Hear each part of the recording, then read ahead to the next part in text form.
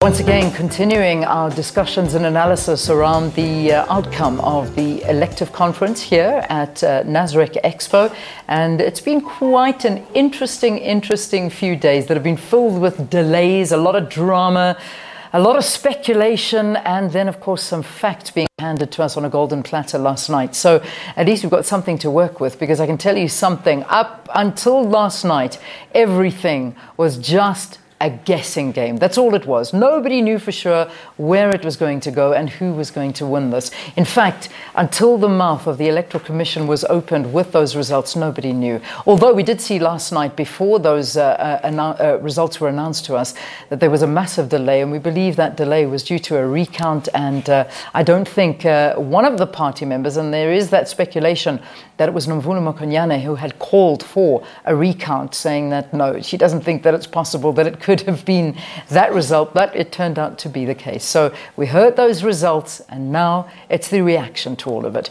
So we've discussed the fact that the gender equality was missing. We only have one female in the top six, and that in the form of Jesse Duarte as the Deputy Secretary General. Lindiwe Sisulu was the other contender who unfortunately lost out that position as Deputy President of the ANC to Didi Mabuza. But the other issue was that of KwaZulu-Natal representation. Sihle Zikalala was in the running for the position, and unfortunately he lost out on that position, and that was a very big problem. Let's hear from Sihle straight after the announcement was made. Take a listen. The ANC in KwaZulu-Natal, we welcome the outcome. It's a good reflection. Members of the ANC are rejecting the slate politics and want a united ANC. Two, as members of the ANC, we have a responsibility to support the elected leadership, irrespective of what was our initial views. Once the leadership is elected, we must not be running all over, running to courts and whatever. We must unite behind the ANC leadership. I'm saying so knowing well that there were 27 votes from KwaZulu-Natal that would have been part of this. But I'm not bitter about that. I'm saying we must unite behind the elected leadership. So the representative from KwaZulu-Natal was, of course, Senzo Mchunu, who was running for the Secretary General position, but he lost out. And I think it was just 24 votes that he lost out to Ace Magashule.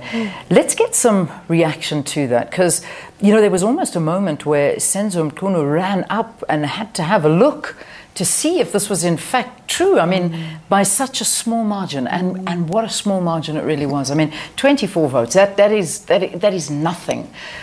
But I think his supporters misunderstood the numbers. They thought he had won, and they carried him on the stage to celebrate. But they were wrong. They were wrong. 24 votes, yes. But they were 24 votes? Yeah, yeah. So it's, I mean, it was, I think it was quite a blow to him. I mean, Sihle Zikalala says he's not bitter.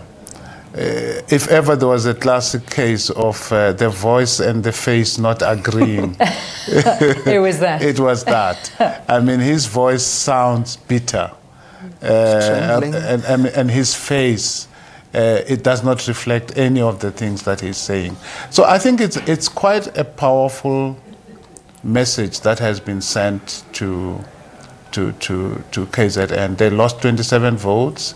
They have no representative. They put all their eggs into the basket of NDZ because that is who they had wanted to become president.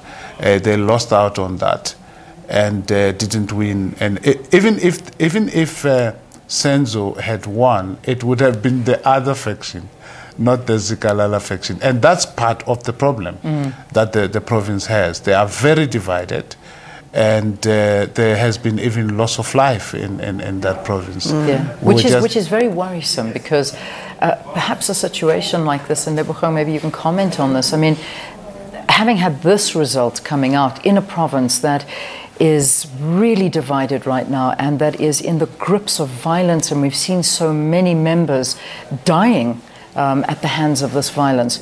Where is it going to leave this province now? Yeah, and it's interesting that Sihle says that this shows that slate politics have been defeated, because the genesis of slate politics are the sort of the provincial and even the branch factionalism that we've seen, and KwaZulu-Natal is just the purveyor of such. It's particularly susceptible to such, and it's got an interesting history. I mean, even between the IFP and the ANC, there has been a historic, horrible fault lines, huge cleavages, and a propensity to utilize violence as a political weapon. And that's not something that began, as we were saying just offline. That's not something that began of late. That's something that's been a trend, and I think it also speaks to a way in which a particular politics has gotten into the DNA of that particular province, and one sees violence not only just as it's cognitive violence. This is a violence that is intended to send a message that if there's a dissension, if particular factions step out of line, or if things don't go a particular direction, this will be a consequence. And I think there's a visceral, a particularly visceral relationship that one has with fear. With fear. I want to continue this discussion. We unfortunately have to take an ad break, but I think we're going to have you here with us for a little bit longer. I want to talk about the man that Senzo lost out to, and that's, of course, Ace Magashule.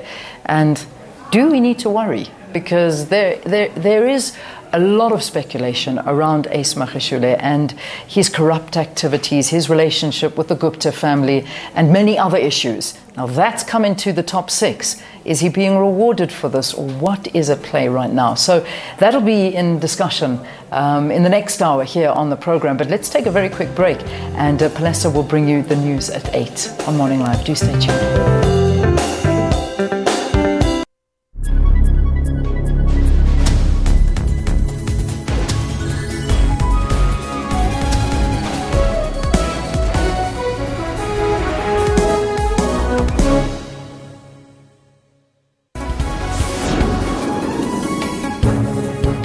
This is your midday report. Good afternoon. I will be faithful.